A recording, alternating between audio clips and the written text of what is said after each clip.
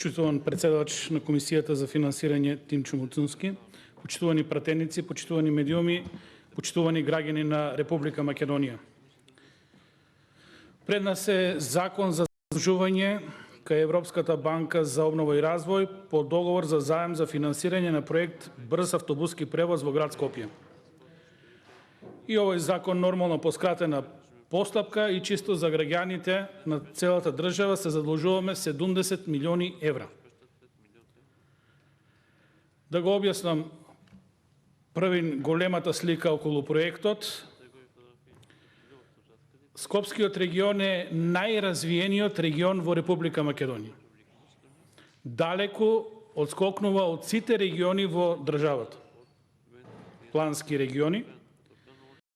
И сега место да веќе кога усвојуваме стратегии за развој на државата, нормално би било да очекувате дека парите ќе ги пренамениме кон останатите плански региони, за тие колку толку да го достигнат нивото на развој на Скопје. Меѓутоа, ние инвестираме цели 70 евра повторно во Скопје. И за информација, за рамномерен регионален развој, државата одвојува само 7 милиони евра. Имаше тука во реплика да почнеме од Скопје, па кога ќе стигнеме во другите градови, никогаш. Јас доаѓам од Радовиш, за Радовиш нема да има никогаш пари по оваа логика. Секогаш Скопје приоритет.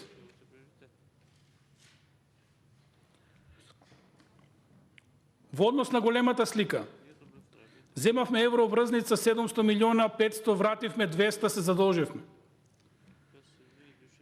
Во процедура се 21,5 милиони за основно образование, 46 милиони евра за земјоделие, 90 милиони евра ковид кризата, не знаеме каде отидоа, 25 милиони за енергетска ефикасност и што ли не. Ако направите сумата, ови се близу 400 милиона евра задолжување кои се во оптек. Па нели буџетот беше скроен да се задолжиме ова година максимум 500 милиона евра. За 2 месеци ние веќе ја достигнавме таа бројка. Ајде ребаланс, нешто да одиме на милиарда, на 2, не знам што ви е планот, да ја утепаме државата од задолжување.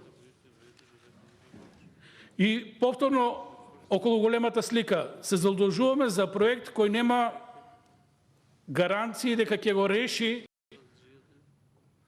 превозот, градскиот превоз во Скопје. Чисто за граѓаните се предлага 2 линии од Ѓорче Петров до Лисиче и од Бутел до Центар, и тоа сообраќајот да се одвива по левата страна, левата трета лента, нешто што не е специфично за Скопје. Знаеме, автобусите се движат вообичаено по десната страна. Има примери во светот, Истанбул и така некои други градови, меѓутоа тоа се за долги линии каде што треба да се овозможи брзо движење на автобусот.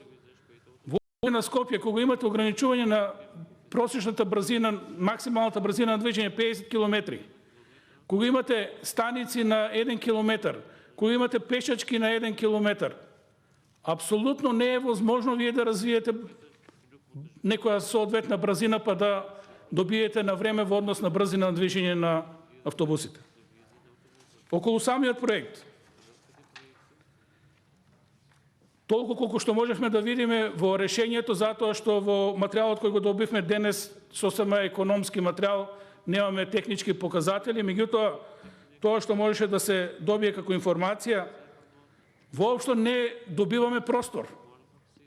Зголемен простор за да го решиме брзиот автобуски превоз. Нити лево, нити десно од булеварите. Нити одиме под земја, нити над земја. Што е решењето? Една од трите ленти ќе биде резервирана само за автобуси. Што постигате? Ништо. Ќе добиете некоја мала побрза брзина на движење на автобусите, меѓутоа сообраќајот воопшто не го решаваме. Целиот останат сообраќај ќе се одвива во 2 сообраќајни ленти. Сите знаеме во Скопје каков е сообраќајот. во две ленти, Партизанска, аеродром, Бутел, невозможно е да се одвива автомобилски превоз во градот. Што ќе се случи кога ќе има сообраќајна несреќа? Што ќе се случи кога ќе имате непрописно паркирано возило? Тие ни се проблемите, на нас не се некои банални проблеми, проблемот во сообраќајот.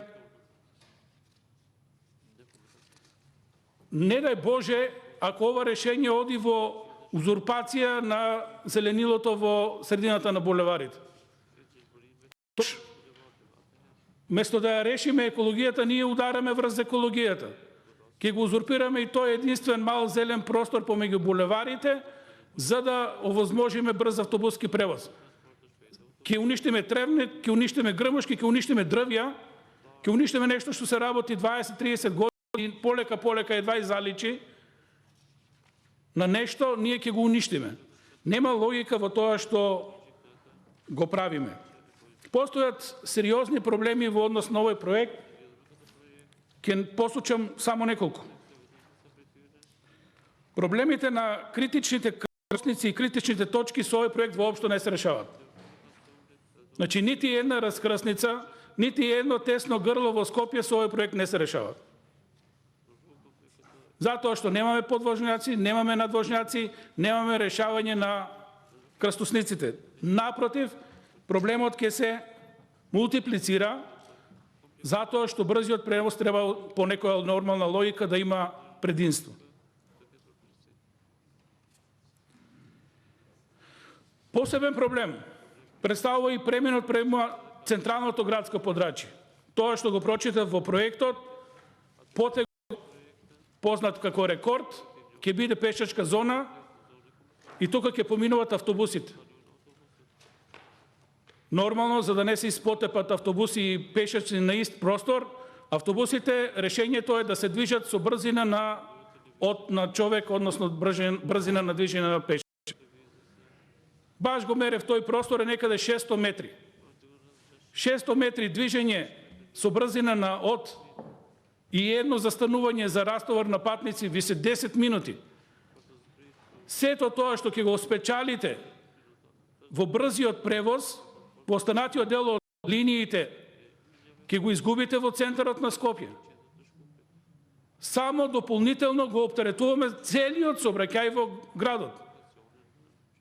Значи, немате ниедно решение со овие 70 милиони евра да решите барем едно тесно грло, барем една раскрсница.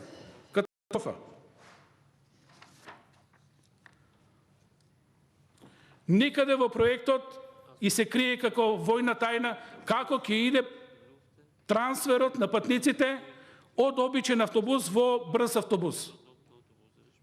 Ќе се укинат сите линии на Партизанска, во Аеродром, во Бутел, и што ќе треба? Секој автобус кој стига до тие булевари да се прави трансфер на патници. Каде ќе го направите тој трансфер? Повторно загуба на време. Не е вкалкулирано во средната брзина на движење, преносот на пратници. И што ќе добиеме?